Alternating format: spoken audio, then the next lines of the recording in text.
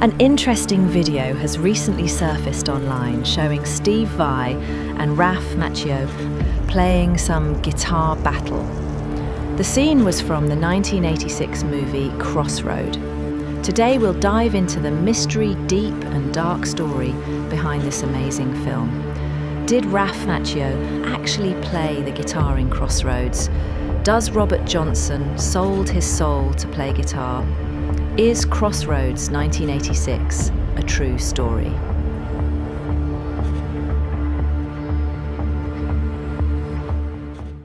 I listened to the old Robert Johnson recordings.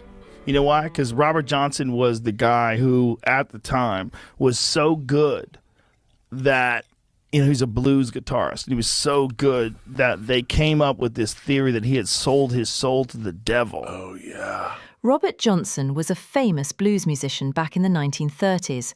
There is a mystery story about how he became the greatest blues guitar player of all time.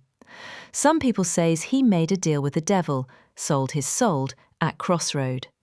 This movie, Crossroads, is related with that story. What make it more interesting? Well, say goodnight to your soul, son. The film revolves around a character by the name of Eugene Martone, the Lightning Boy, who is a lover of blues. He studies guitar at Juilliard in classical music, but he's really into the blues music and really obsessed about Robert Johnson. He was doing research and find out there is a 30th unknown song by Robert Johnson. Then Eugene located Robert Johnson's old friend Willie Brown, legendary harmonica blues player. He asked Willie to teach him the 30th song, but Willie demands to be sprung from the old people's prison first and promised to teach him that song, which will make him fame. Get me back down to Fulton's Point, my piece of land outside of Yazoo City. Right, escape from here. Get me out of here and you got that number 30 song. But Willie has another plan. He wants to go find the Crossroad, the place that the legends was born. In a small Mississippi town, there lived a man named Robert Johnson. He was a young, poor farmer with a deep love for music. His dream was simple, to become the greatest blues musician the world had ever known. But there was one problem. Robert wasn't very good. People got mad when he played his guitar at the local juke joint. His chords were sloppy and really bad. They said it just seemed like he went up there making noise. Robert was so embarrassed. And he just disappears for like 6 months. Some say he went to Arkansas looking for his father, but he doesn't really say where he goes. He's just gone. Then one night he come back at juke joints with his guitar. When he started playing, everyone stopped and listened. The sound he was creating with his guitar wasn't like anything the people had heard before. The slide, the bends, the rhythm, the melodies, it was so good.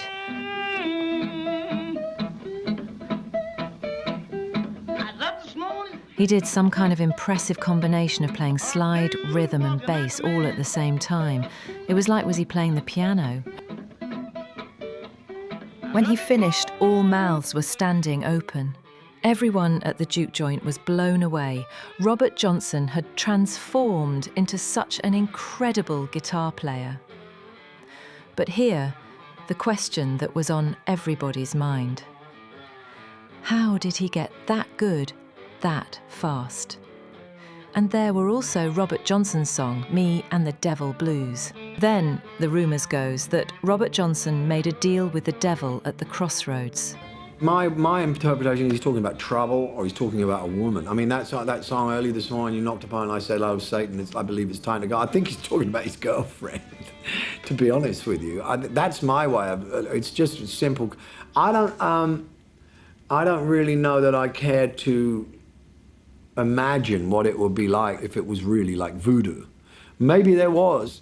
I don't know. I choose to think not. Years later, Robert Johnson was founded, died at just 27 years old. His death was as mysterious as his rise to fame. Some said it was poison. Others claim about the deal that he made with the devil. But no one can tell for sure. We really don't know the truth. story about Robert Johnson. In fact, there's only 3 known pictures of Robert, and the third only coming to light in the last 10 years. But his music lived on, inspiring generations.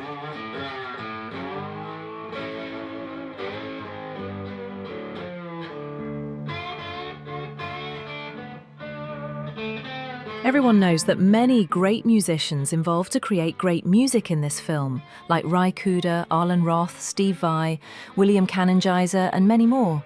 Most of the film's music was written by Vai Guitar. However, what we may remember the most is the character Jack Butler, the metal-esque blues guitar player played by Steve Vai, who had that guitar showdown with the main character. And these guitar parts were written by Vai himself, talking about both sides of this famous guitar battle. During a conversation with Tone Talk, Steve Vai answered a question about Ralph Macchio guitar part. So we got a question from Mully.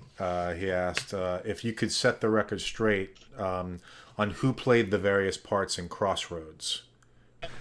During the Duel scene, where I'm a part of it, I've played all of the guitars except for the slide that was done by Vai Guitar. So when you see me dueling Ralph, and he's doing that, that's actually me. So, oh, wow. Because Ralph doesn't play the guitar. And it's so funny. You know, I have people all through the years coming up to me going, yeah, he beat you. He's an actor. Hey, I taught him how to fake it. Actually, Arlen and myself worked with Ralph. Arlen worked with Ralph for the whole movie. I just worked with him on that. And Arlen was a very key figure in a lot of that behind-the-scene guitar stuff in that movie. Arlen Roth is known as one of the most influential guitarists of all time. In the 80s and early 90s, he's recognised as the person create the guitar instructional video series, Hot Licks. 2 months before filming, he began teaching Ralph Macchio how to play guitar, mimicking guitar part in this film. Not only that, but Arlen worked constantly throughout filming, creating music. The juke joint scene was inspired by a legitimate experience of when Arlen and several actors and meet crew visited a local juke joint while taking some off time while filming in Mississippi. The question is, did you get to keep the guitar from Crossroads? Good question. Crossroads is a cool movie. I'm really proud of that movie. And yes, I have the yellow Fender Telecaster. I got to keep that. But I've been offered more by musicians and professional musicians for that guitar because Steve Vai is the actor, the musician actor who I played against in the big showdown guitar duel, is a legend with guitar players, and so is a lot of the music in that film.